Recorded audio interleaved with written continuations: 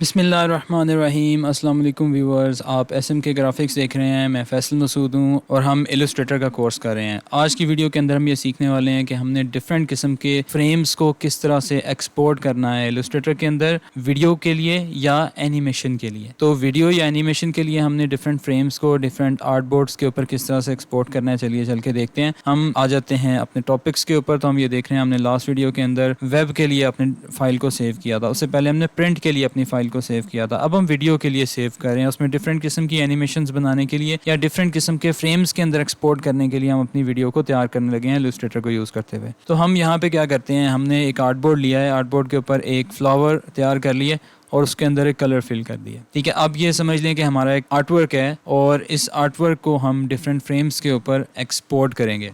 मैंने zoom out किया तो आप ये देख रहे हैं कि हमारे पास इस आर्ट बोर्ड की कॉपीज़ आ गई हैं। आर्ट बोर्ड टूल मैंने लिया और इसको मैंने आल्ट दबा के क्लिक एंड ड्रैग करके इसकी कॉपीज़ ले ली हैं और हर कॉपी के ऊपर मैंने उस फ्लावर का कलर चेंज कर दिया है। ठीक है, इसी तरह आप आर्ट वर्क को भी चेंज कर सकते हैं ग्रेजुअली। आप इसकी पोजीशन बदल सकते हैं, इसके अंदर आप डिज़ाइन चेंज कर सकते हैं। तो हमने जस्ट कलर चेंज किया है और उसके बाद हम इसको करेंगे एक्सपोर्ट। अब एक्सपोर्ट किस तरह से करेंगे, वो इस तरह से करेंगे कि फ़ाइल में जाएंगे और यहाँ पे एक्सपोर्ट में जाएंगे और यहाँ पे एक्सपोर्ट एज में जाएंगे। जब आप एक्सपोर्ट एज में जाएंगे तो यहाँ पे हम एक नया फ़ोल्डर बना लेते हैं। ठीक है, हमने लेट्स से हमने फ्रेम्स के नाम से फ़ोल्डर बना दिया है, यहाँ पे टाइटल दे दिया, यूज़ आर्ट बोर्ड कर लिया है और यहाँ से जब एक्सपोर्ट किया है तो उसने वो तमाम के तमाम फ्रेम्स हमें इस एक्सपोर्ट वाले फ़ोल्डर में सेव करके दे दिए हैं। तो मैं आपको एक दफ़ा फिर करके दिखाता हूँ।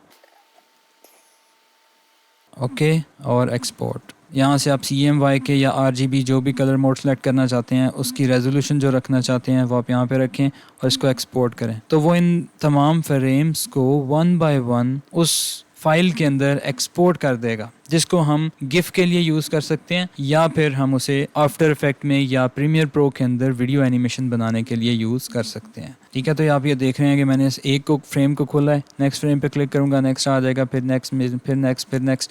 इस तरह हम इन फ्रेम्स की मदद से गिफ बना सकते हैं, कुछ भी बना सकते हैं, वीडियो के अंदर यूज़ कर सकते हैं। तो इलस्ट्रेटर से आपने वीडियो के लिए फ्रेम्स को कैसे एक्सपोर्ट करना है या गिफ के लिए कैसे फ्रेम्स को एक्सपोर्ट करना है, ये हमने आज की वीडियो में सीखा है। उम्मीद करता हूँ कि आपको ये छोटी सी क्लास अच्छी लगी होगी। अपना ख्याल रखिए। एसएम के ग्राफिक्स को अगर अभी तक आपने सब्सक्राइब नहीं किया तो इसे जल्दी से सब्सक्राइब कीजिए, बेल आइकन भी दबाइए ताकि ऐसी तमाम क्लासेस आपको सबसे पहले मिलती रहें। आपसे अगली वीडियो में मिलूँगा। अल्लाह हाफिज़।